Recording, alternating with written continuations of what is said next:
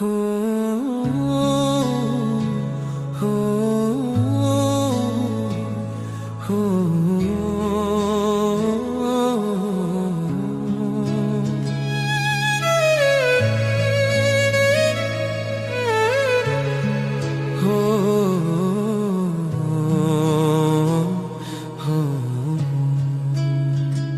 तोहरे प्यार के सजा हम अकेले पवनी, बेवफाई के जहर रोज रोज पियवनी।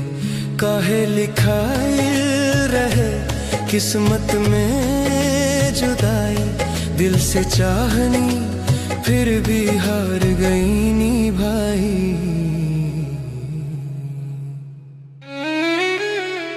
तोहरे खातिर दुनिया छोड़ देनी हम, हर सपना हर खुशी तोड़ देनी हम। जब जरूरत रहे तब साथ ना मिलल, अपनापन खोजत खोजत खुदे बिखर गई नी हम तो निभावत रही आखिरी सांस तलक, तू तो बदल गई नी एक पल में सब। अब आईना भी पूछे हमसे सवाल, काहे इतना चाहनी जे करे बर्बाद। मुखड़े प्यार के सजा हम अकेले पवनी, बेवफाई के जहर रोज रोज पियवनी।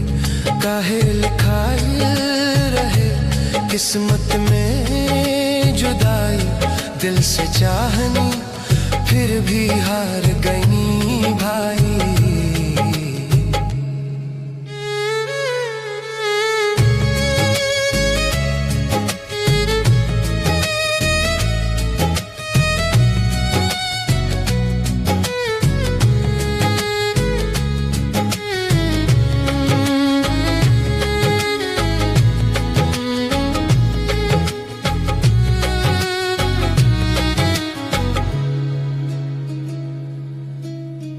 रात भर जागी आँख नींद रूठ गई, तोहरे बिना हर सुबह सूं